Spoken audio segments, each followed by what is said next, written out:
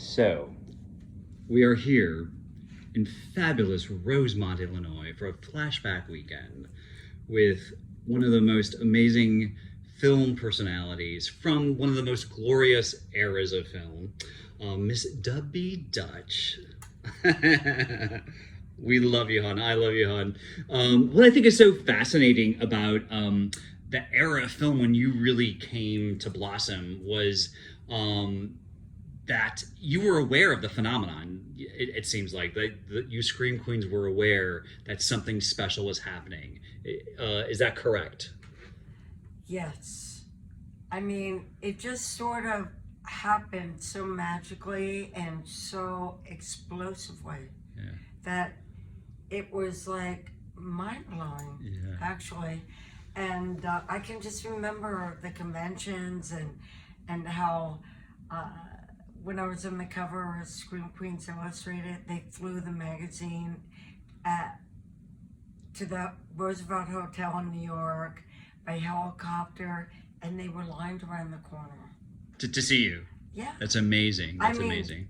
That blew my mind. Yeah. Well, because so many people who star in cult films don't realize until 20 or 30 years later that they have this following, but you and Brink and Linnea and Michelle knew while it was happening that you had a following. So that's why I think that whole genre is so amazing, that you were aware of its magnificence when it was happening.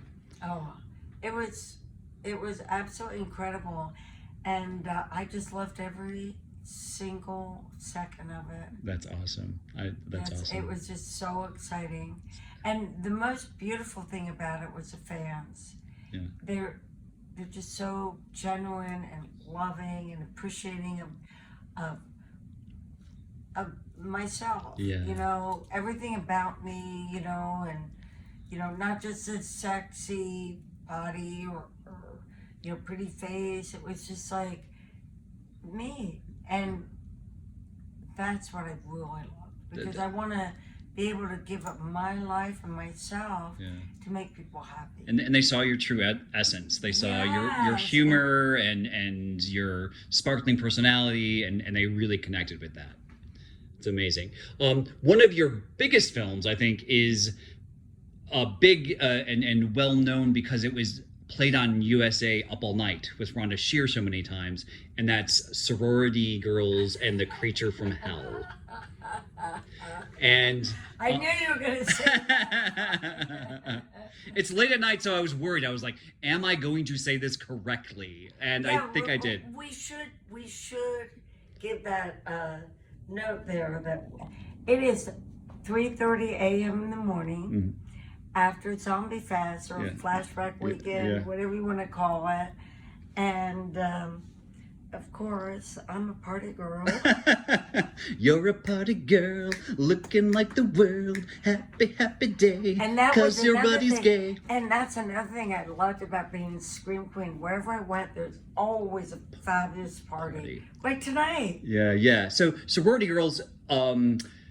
speaking of parties in the woods, you filmed some of that in the woods, and wasn't there like a famous incident where there was an important prop in the film? Oh, funny. I'm the party girl in Sorority Girls too. Yeah. And perfect casting. But wasn't there an incident that you talked about where there was a prop in the film that was really important and almost got lost in the woods one night? I think it's a great story. I think that's a great story that the fans of the film will love to hear. We had to go back to shoot this last scene. So we thought we were going to get it all done that one weekend. We went back and we had to shoot me in the woods looking for my boyfriend at that time. Chris, who is actually... Funnily enough, I'm haunted by Chris's in my life. But anyway, I'm looking for Chris in the woods. And we never got that scene. So we went back for a weekend. And we were shooting.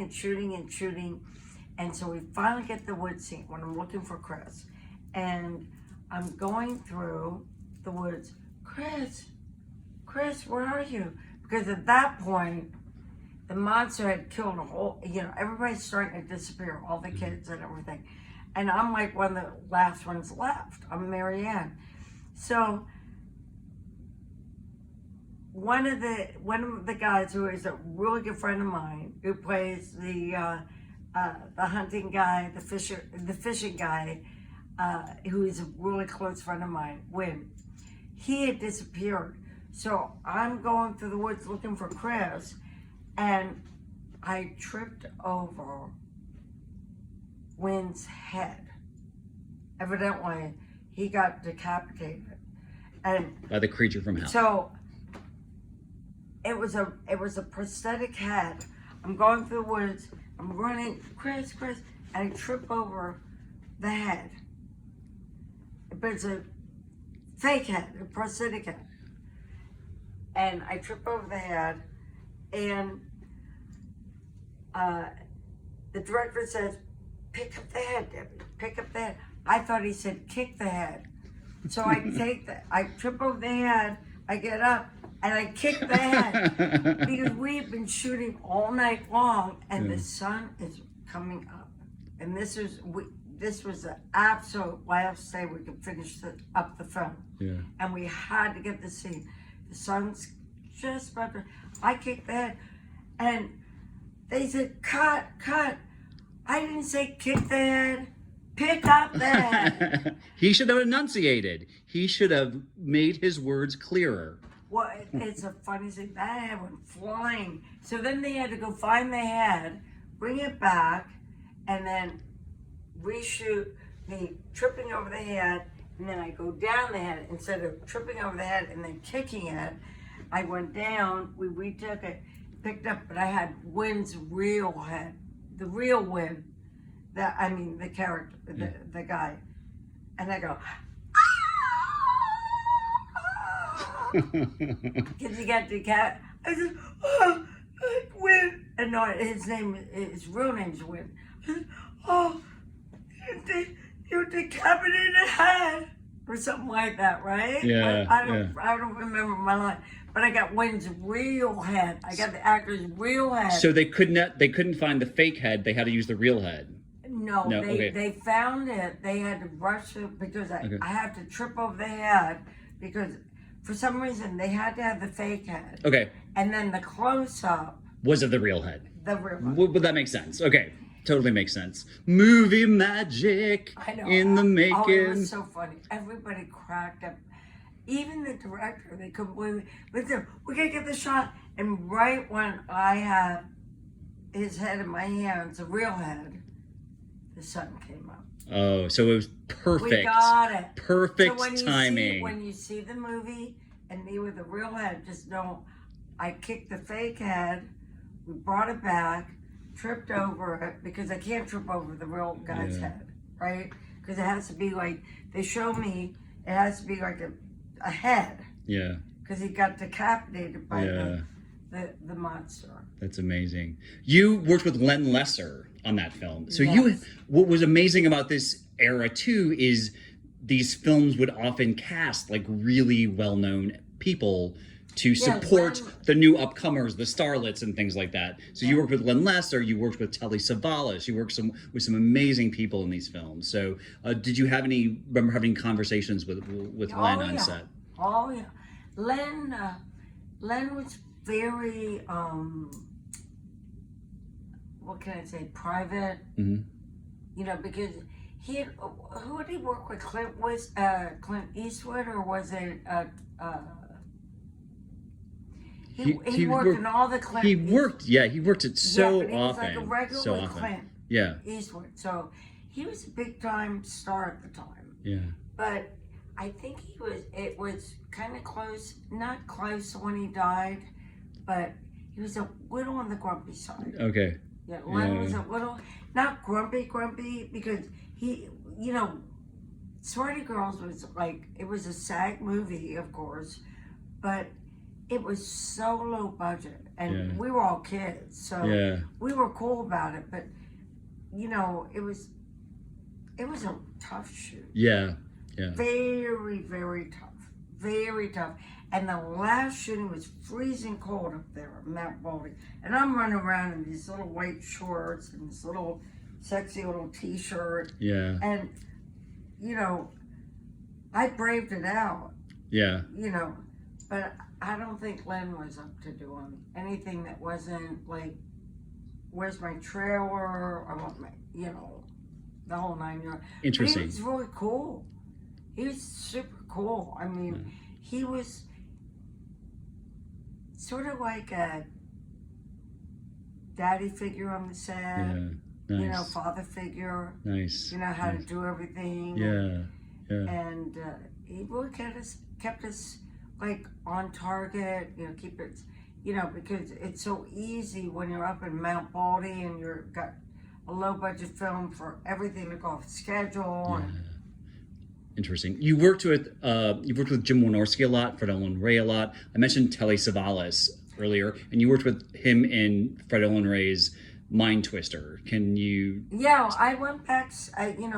On the set, I actually went to Telly because I grew up watching Kojak, you know, and I went and I was like, whoa, here's Telly. Yeah. And he was really cool. He was smoking cigars in the back he had a guy who was his, like, his, I guess his assistant, you know, cool, kind of, he was tall, but sort of like a bouncer or bodyguard. That's it. And he was smoking cigars back there, and I noticed he did cough. Oh, so This was his last film. Yeah. So the sickness But I didn't had know already. he was gonna die when Yeah. I was talking to him. I just went up like a little groupie, like Yeah. a little fan. Oh, you know. And my father loves your show. We watched Kojak together. You're so fantastic. And he was really cool. Nice. He was, Nice. But I think he was like had cancer at that time. So, you know, unfortunately, you know, he wasn't as bright and fun, but he did bring that to my engagement with him. Yeah. It's kind of fun, like cool, like, you know, suave type of dude. Nice, You know, I nice. really liked him a lot. Nice. He's Nice. really nice and embracing to me as a young actress. And you know, my part in Mind Twister is very important. It is. You're It's Sheila. a brief, but it's a brief part. But You know, it's right at the beginning. Yeah. So it's not like the lead, like It's- Eric and Nan or. Yeah. It's very memorable though. You make an explosive. Oh my God! And through the whole thing, it's Entrance. about the butterfly tattoo. Yeah. Yeah. Well. Yeah. It centers around on your. this same little twist. It centers around your character Sheila, so it's very important. Very you know, important. her sister, That's played by right Susie Slater, here, has to right investigate your there, death. Right there. What is interesting also about, I think, that phenomenon in that era was you all of you, you know, Maria Ford, Michelle Bauer, on and on and on. You played lead roles. You also played smaller and supporting roles that were just as interesting, just as important. You played, you know, really fun bits in movies like 976 Evil 2 and the Vice Academy series and stuff like that.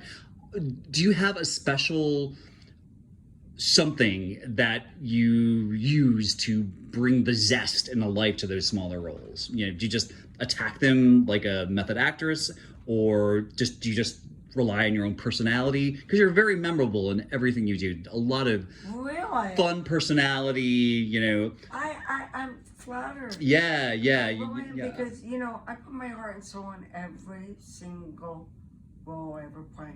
I create a character, the wardrobe, I always do myself, you know, and it's like, you know, I have to bring up the Al Pacino movie. Yep, do it. You know, I created that character, the wardrobe, everything, the way I walk, the way I talk, and because Pacino fired the director, I got replaced because my part was vulnerable. And what movie was this? That Sea of Love with Okay. Ellen Barkin. Oh, of course, yeah. But what I'm getting to is a copy of my wardrobe that I created for the character. And Interesting. The little things that I did with the character, which was actually very healing in a sense because I was so heartbroken over that. Of course. But I knew it wasn't because I did anything wrong or I was less of an actress. Yeah. it was a political thing completely. And then as destiny and fate are, and because of my path, the mystic law, I lost that part and got Sorority Girls. Nice, nice. So instead of having, well, I would have really had a different career, but who knows where it would have ended up. Of course, of course. You know, I mean, Yeah. I know I would have been wonderful as Gina, the balloon girl, much better than the woman. And I'm not bragging right Of course, I know. But, you know, she was a kooky this, and I Yeah. had that. Yeah. That's where I got it. Yeah. And, but if I had gone forward in the A's at that point, I don't think I would have enjoyed my life as an actress as much as being a screen queen and all the things Nice, like that. nice. Like, it's such an amazing and important genre and part of film history. That's why I wanted to do this with you, because I think it is so vital. You know, it's just as vital as the film noir period and the MGM musical period. I think it's so important that we celebrate that and have memories of it and have history of this time period. So I'm so appreciative of you and for you for doing this, because I think it's just really important for film history. Well, there's so many stories, so we have to have a part 2. We will have to have a part 2, definitely. You know, the trading cards, the lip prints. Yeah, we will definitely have a part coffee 2. mugs. We'll concentrate on the acting with this one, but yeah, every character. Yeah, every that's awesome. You know, find myself in that character and create it. Well, I think it shows whether it's, I said, something small or something large that you do. What do you think of Bigfoot and Buzz? Which The is Space Girl. amazing, and I think that's a great point to wrap up, because it kind of is a return. The latest Jim Wynorski film that's just come out on Tubi and on Blu-ray is called Bigfoot or Bust, and Deb is amazing. She plays a space alien after Bigfoot's poo, because it's worth lots of money. And I even gave myself a name, Star, Starr. I love it. But it reunites Gail Thackeray and Becky LeBeau and so many women from that era. Antonia Dorian. Yeah. We were in Dinosaur Island together. Yeah. Oh, yeah. Tawny McClure. just so many people. Tawny McClure, I love her. I've never been in a movie with her. And her father was Doug McClure. Yeah, and speaking of, who also I think did a number of these style of films as well, towards the end of his career as well. So that's amazing. And yeah, and you and Tawny and Antonia. Am I saying that right? I did say that right. I said it wrong first, but I said it right lastly. Are so much fun as the 3 space aliens, and it's such a thrill, I think, for fans to see you and the 2 other women together. And I think that is. I think it's a perfect return to those glorious days of Up All Night and things like that. It really is, and it's really selling. That's awesome. Well, as it should. I think fans are hungry for that. I know when I watched it twice. I told you I watched it twice in a row, because it's just such a fun, body positive, female positive, and they film. got all ages. They got the young ones, Christine McGurran and Lauren Parkinson's are in their 20s. Yep. And then they got and Antonia's pretty young still. Yeah. And then they got the oldies and goodies. Yeah. Me, Gail, and Becky. Yeah, it's amazing. It's a lot of Tawny. fun. So definitely check it out. That look like we're 20. And our bodies look fabulous. Yes. What's this? Yeah. Anyway, there's a lot of that going on. This. There is. That's right. Tons of that. Lots of fun. Lots. Yeah, it is. And I think it's a love letter, not only to you women, but for the fans. So we are so appreciative. So thank you so much, Debbie Dutch. I love you. Can I ask one more question? Sure. What should I ask? How about what was your favorite project during those era? That era? Do you have a favorite project? I have to tell you, my favorite project was Death Dancers. Did you ever see that one? I have. You. I have that completely. Yeah. The whole movie is about me. Yeah. And not me, but my character, because that's what, I just love being the complete lead in the movie. Yeah. Well, and there's lots of layers to that. I mean, you're there's a lot of mental anguish and desire and yeah. I'm trying to, as you can tell, I'm trying to use my words carefully so I'm not giving stuff away, but because we want people to check it out. Trauma has released that, correct? They If I'm not mistaken. re-release it, yeah. Yeah. So that's the whole enchilada that gives the fans the chance to see everything you can do in that film. During that era, and we shot that in, I think, 93, 94. No, 93. And I was able to really do everything that I could do. Nice. Well, and I really, I mean, I so appreciate the smaller roles and cameos and stuff. But when I get a whole lead to tell the whole story of a movie and go in and out of emotions and everything, that's amazing. That's what I Awesome. like. Well, now everyone's going to need to check that out, Death Dancers. And thank you so much, Debbie. I love you. What We about love the you. Hollywood Warriors? Then let's talk about that. your current project. Okay, The current project. So before we say goodbye, look for the Hollywood Warriors where I can do the same thing that I did in 1993 now. Perfect.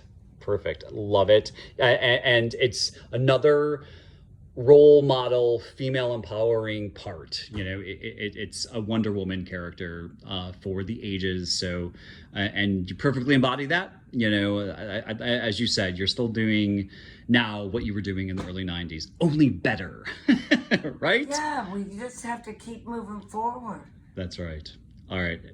We love you, and we're going to keep on moving forward with you with everything you do. And I love you forever.